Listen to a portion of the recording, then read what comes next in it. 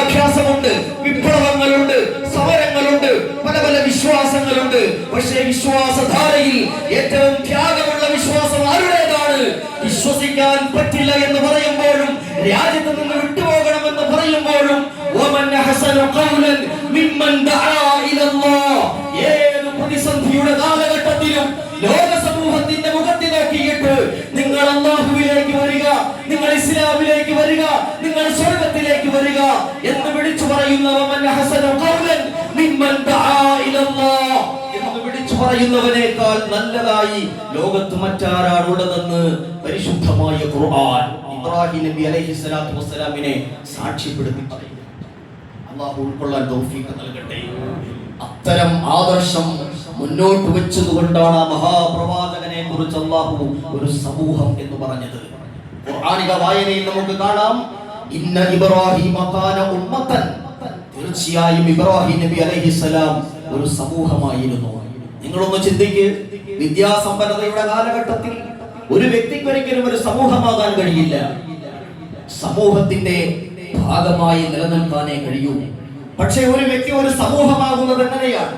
അന്ന് Asian African വൻകരകളിലെല്ലാം നടന്നുപോയി.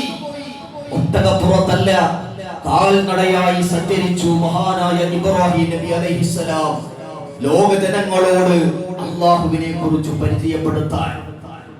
Asian African വൻകരകളിൽ Ibrahim നബി അലൈഹിസ്സലാത്തു വസ്സലാമിന്റെ കാൽപാദം പതിയാത്ത ഒരിടവും ഉണ്ടായിരുന്നില്ല. അത്രത്തോളം ധീരമായി റബ്ബിന് വേണ്ടി ദേശാടനം നടന്നുകൊണ്ട് അല്ലാഹുവിനെ കുറിച്ച് പരിചയപ്പെടുത്തിയ ഇബ്രാഹിമിനെ ഖിയാമത്ത് നാൾ വരെയുള്ള സർവ്വജനങ്ങളും ഓർക്കണമെന്ന് ആഗ്രഹിച്ചു ആര്? അല്ലാഹു സുബ്ഹാനഹു വ തആല. ഈ വർഷം നമുക്ക് പോകാൻ കഴിഞ്ഞില്ലെങ്കിൽ എന്റെ പ്രിയപ്പെട്ടവരെ, അടുത്ത വർഷം ഹജ്ജിന് വേണ്ടി ആഗ്രഹിച്ചിട്ട് ആ പുണ്യമായ മണ്ണിലേക്ക് നമ്മൾ കടന്നുപോയിട്ട് വിശുദ്ധമായ കഅബാലയത്തിന്റെ ചാരത്ത് നിന്നുകൊണ്ട് തവാഫ് ചെയ്യുമ്പോൾ നോക്കാൻ കഴിയാത്ത ഒരിടമുണ്ട്, നോക്കാതിരിക്കാൻ കഴിയാത്ത ഒരിടമുണ്ട്. അതാരുടെ കാൽപാദത്തിന്റെ ഇടമാണെന്നറിയുമോ? വിശുദ്ധമായ കഅബാലയത്തിന്റെ ചാരപ്രദേശത്ത് തന്നെ അല്ലാഹു സുബ്ഹാനഹു വ തആല ഇബ്രാഹിമിന്റെ ഉന്നതമായ ഓർമ്മകളെ അവസാനിപ്പിക്കാതെ ലയിപ്പിച്ചിരിക്കുകയാണ്. അതിന്റെ പേരാണ് മഖാമു ഇബ്രാഹിം. ഇബ്രാഹിം ചവിട്ടി നിന്ന ഇടം, ആ കാൽപാദം പോലും ലോക സമൂഹത്തിന് പ്രചോദനമായിട്ട് അല്ലാഹു നിലനിർത്തിയെങ്കിൽ അല്ലാഹുവിന്റെ ശബ്ദത്തെ ലോകത്ത് മുഴക്കുന്നതിനേക്കാൾ ഉന്നതമായ ഒരു ശബ്ദവും ഇല്ല എന്നതിന്റെ പ്രഖ്യാപനം കൂടിയായിരുന്നു മഖാമു ഇബ്രാഹിമിന്റെ സ്ഥാപനം. മകനെ അറുക്കാൻ പറഞ്ഞപ്പോഴും ഇബ്രാഹിം നബി പിന്തിരിഞ്ഞു പോയില്ല. ഇന്ന് നമ്മൾ മുഴക്കുന്ന തക്ബീറിനേക്കാൾ, നമ്മൾ ധരിച്ചിരിക്കുന്ന പുതിയ വസ്ത്രത്തെക്കാൾ, നമ്മൾ തേച്ചിരിക്കുന്ന അത്തറിനേക്കാൾ, നമ്മുടെ ആരാധനകളെക്കാൾ, എല്ലാറ്റിനേക്കാളും ഇന്ന് പ്രപഞ്ചനാഥന് ഇഷ്ടമുള്ളത് എന്തെന്നറിയുമോ? അത് ബലിയറുക്കല. അതിനേക്കാൾ ഉന്നതമായ ഒരു ആരാധനയും വിശുദ്ധമായ ബലിപ്പെരുന്നാളിനില്ല എന്ന് മഹാനായ മുഹമ്മദ് റസൂലുള്ളാഹി സ്വല്ലല്ലാഹു അലൈഹി വസല്ലം. എന്തുകൊണ്ടാണ് ത്യാഗോജ്വലമായ ജീവിതം കാഴ്ചവെച്ച ഇബ്രാഹിമി കുടുംബത്തിന്റെ യാതനകളെ, ഓർമ്മകളെ, പുത്രബലിയെ ലോകം മറന്നുപോകാൻ പാടില്ല എന്നതുകൊണ്ട് ആഘോഷത്തിന്റെ ദിനത്തിൽ ബലി എന്ന് പറയുന്ന ഉന്നതമായ കർമ്മമാണ് ശ്രേഷ്ഠമായ കർമ്മം എന്ന് പ്രഖ്യാപിച്ചു മഹാനായ മുഹമ്മദ് റസൂലുള്ളാഹി സ്വല്ലല്ലാഹു അലൈഹി വസല്ലം. ലോകത്ത് മറ്റൊരു പ്രവാചകനും കിട്ടാത്ത അത്രത്തോളം വലിയ ഒരു ക്ലാരിറ്റി ഇബ്രാഹിം നബിയെ തേടിയെത്തുകയാണ്. ലോകം അറിഞ്ഞു ഇബ്രാഹിമിനെ, ലോകം ആഗ്രഹിച്ചു മഹാനായ ഇബ്രാഹിം നബി അലൈഹിസ്സലാത്തു വസ്സലാമിനെ. ജൂതന്മാർ പറഞ്ഞു ഇബ്രാഹിം ഞങ്ങളുടേതാണ്, ഇബ്രാഹിം ഞങ്ങളുടേതാണ്. ലോകത്തെ ക്രിസ്ത്യാനികൾ പറഞ്ഞു ഇബ്രാഹിം ഞങ്ങളുടേതാണ്. ക്രിസ്ത്യാനികൾ ആഗ്രഹിച്ചു അബ്രഹാം എന്ന് പറയുന്ന പ്രവാചകനെ, ജൂത സമൂഹം ആഗ്രഹിച്ചു അബ്രഹാം എന്ന് പറയുന്ന പ്രവാചകനെ. ലോകത്തിലുള്ള ഓരോ സമൂഹങ്ങളും ഓരോ സൊസൈറ്റികളും ഒരു പ്രവാചകന് വരവേൽപ്പ് നടത്തുകയാ. ഞങ്ങളുടേതാണ് ഇബ്രാഹിം, അത് നിങ്ങളുടേതല്ല. പക്ഷേ ലോക സമൂഹത്തെ സാക്ഷിയാക്കിക്കൊണ്ട് എന്താണ് ഇബ്രാഹിം നബിയുടെ അഡ്രസ് എന്ന് അഡ്രസ് ചെയ്യുകയാണ് പരിശുദ്ധമായ ഖുർആൻ. മാ കാന ഇബ്രാഹിമു യഹൂദിയൻ വലാ നസ്റാനിയ വലാകിൻ കാന ഹനീഫൻ മുസ്ലിമാ വമാ കാന മിനൽ മുശ്രികീൻ. ആരാണ് ഇബ്രാഹിം? ജൂതനാണോ? അല്ല. നസ്റാനിയാണോ? അല്ല. അങ്ങനെ ആരൊക്കെ ആഗ്രഹിച്ചിട്ടും കാര്യമില്ല. മാ കാന ഇബ്രാഹിം യഹൂദിയ വലാ നസ്റാനിയ, അത് രണ്ടുമല്ല ഇബ്രാഹിം, വലാകിൻ കാന ഹനീഫൻ മുസ്ലിമാ, ഋജുമാനസനായ, ചിന്തയിൽ വക്രതയില്ലാത്ത, ഏകനായ റബ്ബിനെ ഏത് പ്രതിസന്ധിയിലും മുറുകെ പിടിക്കുന്ന പ്രവാചകനാണ്, ഒരു മുസ്ലിമാണ് ഇബ്രാഹിം നബി എന്ന് അല്ലാഹു സുബ്ഹാനഹു വ തആല മഹാനായ ഇബ്രാഹിം നബിയെ കുറിച്ച് പ്രഖ്യാപിക്കുകയാണ്.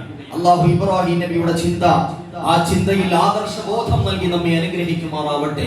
പ്രിയപ്പെട്ടവരെ, പരിശുദ്ധമായ 180-ലധികം ലോകരാഷ്ട്രങ്ങളിൽ നിന്ന് 2 ദശലക്ഷത്തിലധികം ഹാജിമാർ ഒത്തുചേരുന്ന അറഫയിലെ മഹാസംഗമം നമ്മെ ഓർമ്മപ്പെടുത്തുന്നത് ഇസ്ലാമിന്റെ ഐക്യമാണ്.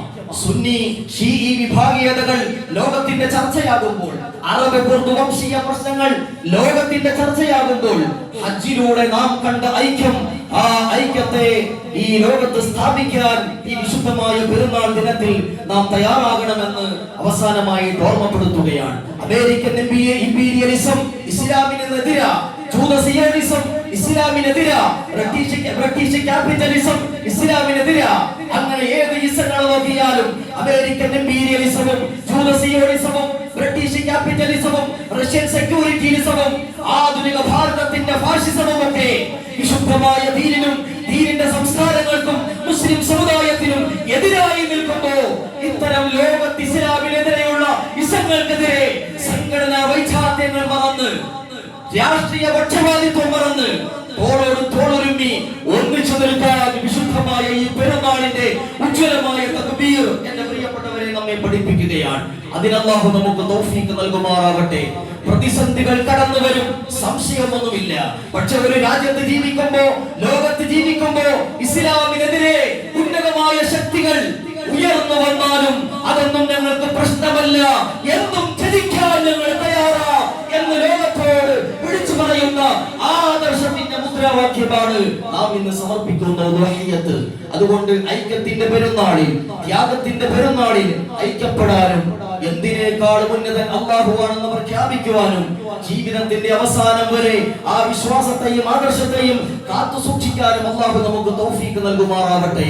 ഇബ്രാഹിം നബി അലൈഹിസ്സലാത്തു വസ്സലാം പടുത്തുയർത്തിയ വിശ്വോത്തരമായ വിശ്വാസത്തിന്റെ ദാർശനികതയാണ് ഇന്ന് കാലഘട്ടത്തിന് ആവശ്യം. ആധുനിക നമ്രൂദുമാർ ഫാസിസ്റ്റുകളായി നിന്നുകൊണ്ട് നിറഞ്ഞുകൊള്ളുമ്പോ അവർക്കെതിരെ ദീനിന്റെ മുദ്രാവാക്യം പിടിച്ചുകൊണ്ട് അല്ലാഹു അക്ബർ എന്ന ആദർശത്തിന്റെ ശബ്ദം പറഞ്ഞുകൊണ്ട് ആ ആദർശത്തിന്റെ വ്യാഖ്യത്തിൽ ദാർശനികതയിൽ നമുക്ക് ഒന്നിച്ച് അണിചേരാം. അല്ലാഹു സുബ്ഹാനഹു വ തആല തൗഫീഖ് നൽകി അനുഗ്രഹിക്കുമാറാവട്ടെ. വീണ്ടും ഒരിക്കൽ കൂടി ബലിപ്പെരുന്നാളിന്റെ ആശംസകൾ അർപ്പിച്ചുകൊണ്ട് ഞാൻ എന്റെ വാക്കുകൾ ഉപസംഹരിക്കുന്നു. വആഖിറു ദുആഇ അൽഹംദുലില്ലാഹി. അസ്സലാമു അലൈക്കും വറഹ്മത്തുള്ളാഹി.